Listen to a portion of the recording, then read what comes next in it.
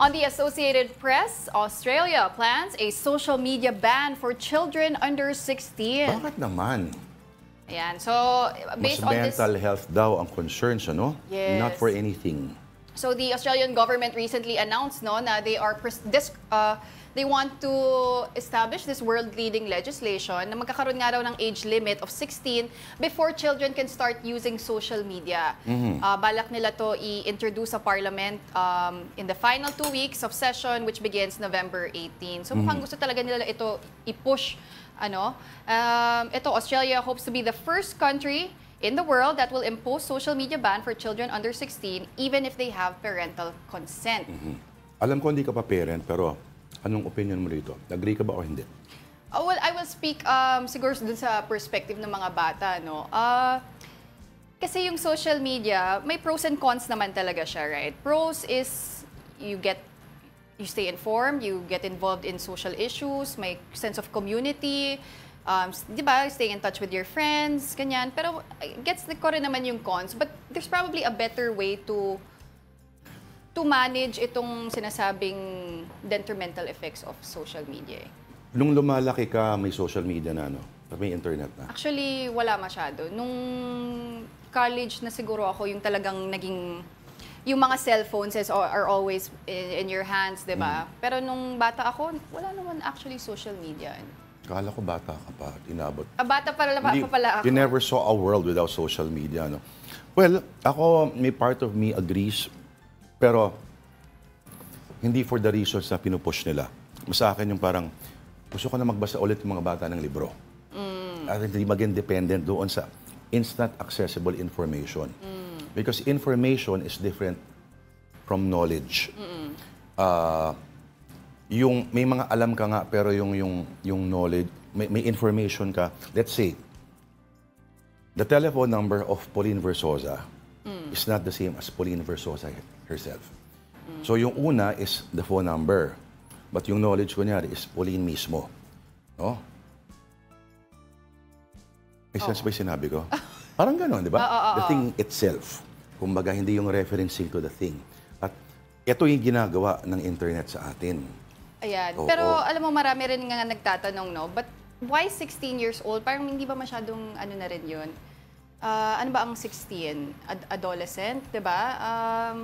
It's important also that they stay in touch with the world. So, but... Grabe naman. Sa dinami-dami ba naman ng mga papapanood ngayon, hindi pa ba sila in touch? Yun na nga, pag tinanggal yung mga social media platforms, as if there naman, might be a cultural shift. Kasi dito, so ang balak nilang isama dun sa social media ban, X, formerly known as Twitter, TikTok, Instagram, and Facebook. So yung, actually a lot of parents, sila talaga yung ano na lang nag-push natira? nito. They expressed concern. YouTube is not part of the ban. O yun, pwede na yun. Mabubuhay. Ako, medyo mahirapan ako pag walang YouTube. Diba? Kasi doon ako nanonood ng mga Vatican Mass na live. Wow. Araw-araw? Of course. Okay. Kaya natatawa. Teka. Ang hirit lagi ng mga magulang, bakit yung panahon namin wala namang mga ganyan? Kaya, oo. Diba? Siguro magandang social experiment, pero in the end, nasa parent pa rin yan. No? Kung ang parent ultimately ang may hawak ng mga password. Pero gaya ng lahat ng bagay na pinagbabawal, ultimately, alam natin ang nangyayari sa mga bagay na binaban. Nagkakaroon siya ng underground commodity. Yes. Maghahanap kasi yung mga, lalo ng mga bata, diba? They will find ways to still access the internet. So it might just foster a culture of yung underground behavior, makahanap sila ng, kumbaga, yung loophole eh. Diba ngayon pa nga lang, meron yung mga VPN, mga... Oo. Sa mga parents dyan, kung akala ninyo na payapa yung desktop computer ninyo sa bahay, tingnan ninyo yung history. Oo, yung history ng browser ninyo. Baka naka-incognito mode yung mga... diba? Marunong na rin kasi sila. Tama, mas marunong ang mga anak nyo sa inyo. Kung akala ninyo, meron ng ang tawag doon, mga naka-lock na, parental lock. Yun.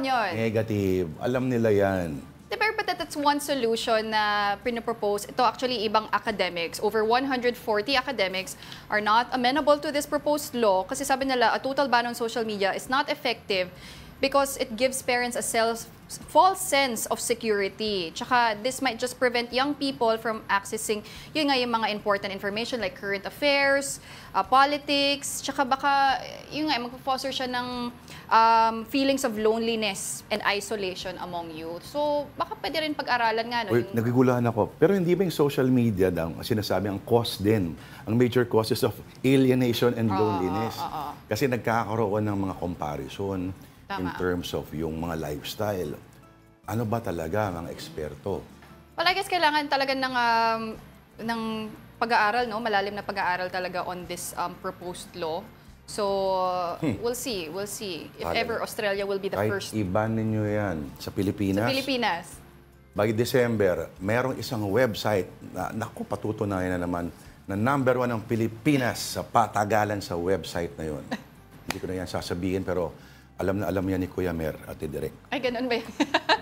Basta we'll be monitoring this story, ano, if ever Australia Pero will be kung ako parent, kung ako parent, ang gagawin ko, o sige, 16 ka na, pero dapat you have to earn it, no? Yung access mo sa internet. Kailangan may mga, siguro 4 questions sa essay types para i-justify na sa akin. No? At each of the 4 questions, itatarget niya kung anong specific na avenues of research gagamitin niya ang social media. Pero huwag kayong mag-alala, no? Eventually, may mga paraan ng mga bagay-bagay na mag-even out. Etong mga pa-post-post na darating ang panahon, nakakadiri na yan sa mga kids. Uy, ngayon pa lang Diba? parang may nagkakaroon na ng behavior ba na parang medyo cringe na, di ba? Very Gen Z term. Medyo cringe na daw mag-post ngayon sa social media platforms. Sa totoo lang, di ba? Kung noon, papakita mo, ito'y binili mo, ito'y binili mo. Flexing, flex culture. Nakakahiya yun. Yeah. So ngayon, di ba may ano na sila, may mga iba-ibang mga pananaw na sila sa mga social media. Kaya, Facebook, wala na yan, wala nang bata dyan halos. Pang-tito na yan, tatay, ninang, Actually, na nag-aaway-aaway sa politika, mga bumoto kay Trump sa Amerika, mga ganyan. yeah. Ang Twitter din yata, hindi na, no? Hindi masyado. Yung TikTok, dahan-dahan nang umaalis ang kids dyan kasi nadidiscover na nila auntie. At marunong na mag-story sila auntie. Instagram, Yun nga eh. Parang not a lot of Gen Zs are posting na rin daw on Instagram eh. Parang na-realize nila siguro na flex culture isn't... Gen Z pala ako. Ay, talaga ba? Ayaw mo rin mag-post? Pagod na lang ako, nakakapagod. Pagod ka na lang. Career kasi mag-post, anong baka kala ninyo? Di ba? Oo.